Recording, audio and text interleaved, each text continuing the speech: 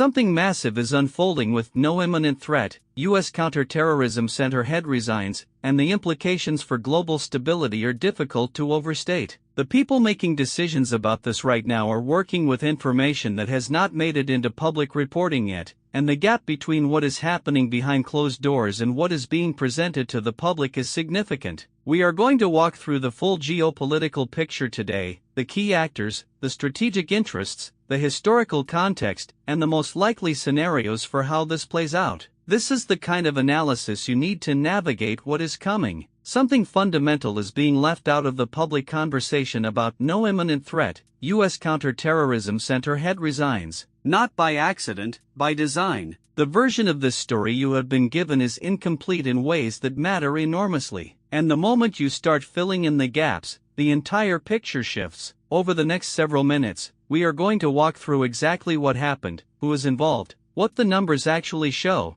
and why the institutions that shape public opinion have had a very strong interest in keeping you focused on everything except the most important details. What you are about to hear is documented, sourced, and deliberately kept out of mainstream reach. The story of no imminent threat, U.S. Counterterrorism Center head resigns did not begin where the headlines say it did. The real starting point is years earlier, sometimes decades, in a series of quiet decisions that attracted almost no public attention at the time. That is not a coincidence. When powerful institutions make choices that will eventually become controversial, they prefer to make them incrementally, when scrutiny is lowest. What we are watching unfold right now is the visible surface of a structure that was built in the background for a very long time. Understanding who built it, why, and what they expected to gain is the only way to grasp why events are playing out exactly the way they are. The reason no imminent threat, U.S. Counterterrorism Center head resigns cannot be ignored is not the story itself, it is what the story reveals about the deeper systems underneath it. The timing is not accidental. This is happening at a moment when multiple pressure points are reaching critical thresholds simultaneously. The scale of the potential consequences is staggering in ways that most coverage is fundamentally unequipped to communicate, and the speed at which things could shift is faster than any official institution is currently preparing for. When you trace the connections between what is happening here and what is simultaneously unfolding in 3 or 4 other arenas, the picture demands serious and immediate attention.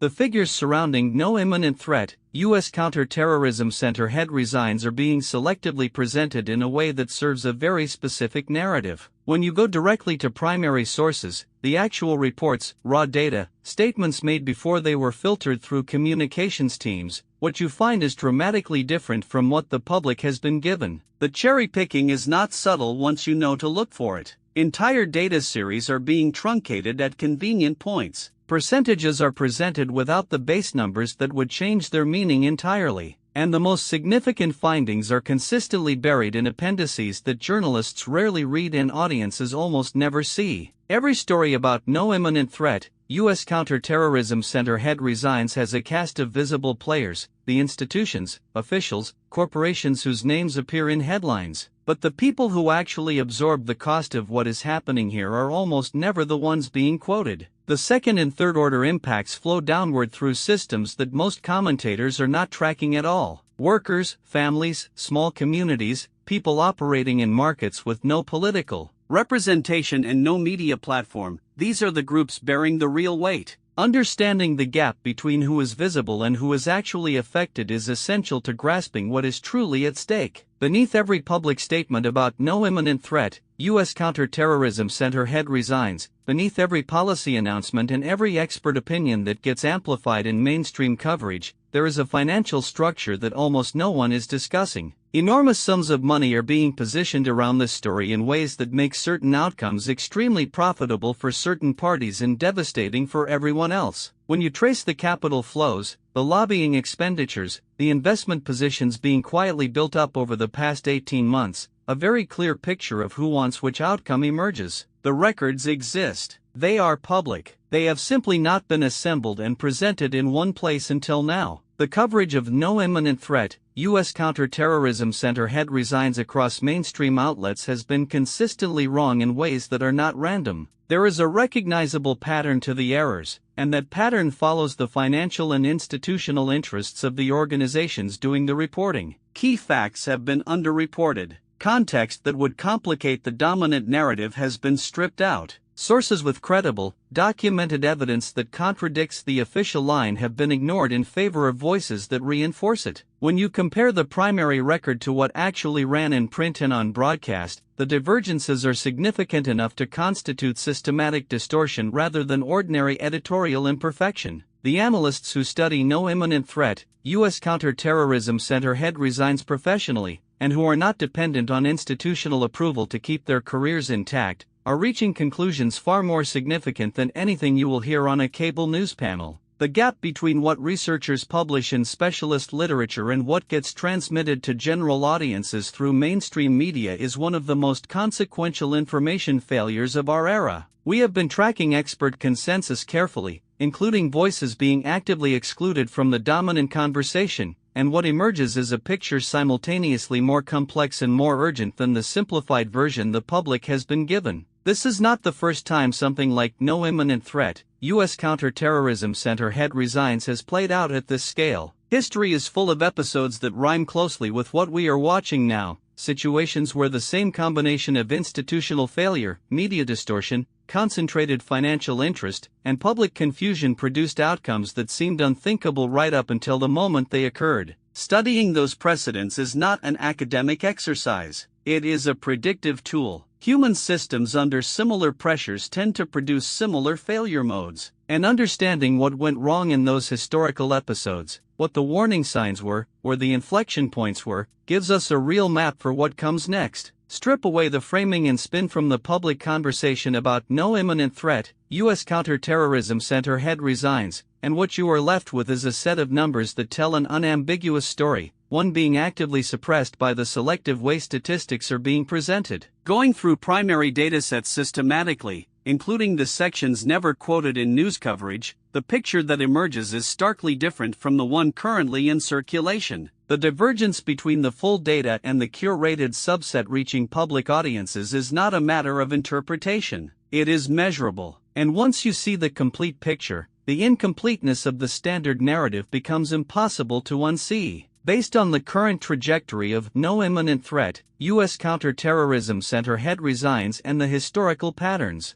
embedded in comparable situations, several distinct scenarios are plausible over the next 12 to 18 months. The most likely outcome is not the one being discussed in official circles. The conditions needed for the optimistic scenario to materialize are not currently in place, and the warning indicators that would signal movement toward the most damaging outcome are already present and strengthening. Understanding which scenario is most probable, and more importantly, what the early signals of a trajectory shift look like, is the most practically useful thing a serious observer of this story can develop right now. Everything we have covered about No Imminent Threat, U.S. Counterterrorism Center head resigns has direct practical implications depending on who you are and what your exposure to these dynamics looks like. The most important takeaway is not any single fact. It is the understanding that the version of this story available through standard channels is structurally incomplete in ways that carry real consequences for the decisions you make. The people already adjusting their positions in response to the full picture are not doing so because they have secret information. They are doing so because they have done the work of assembling publicly available evidence that most people never see put together in one place. That is exactly what we have tried to do for you today. If this analysis gave you clarity on a story that most coverage gets wrong, please hit the like button right now. It genuinely helps this channel reach more people who are looking for serious analysis. Subscribe and turn on notifications so you never miss a breakdown. And drop your thoughts in the comments below. We read everything and your perspective adds real value to the conversation. See you in the next one.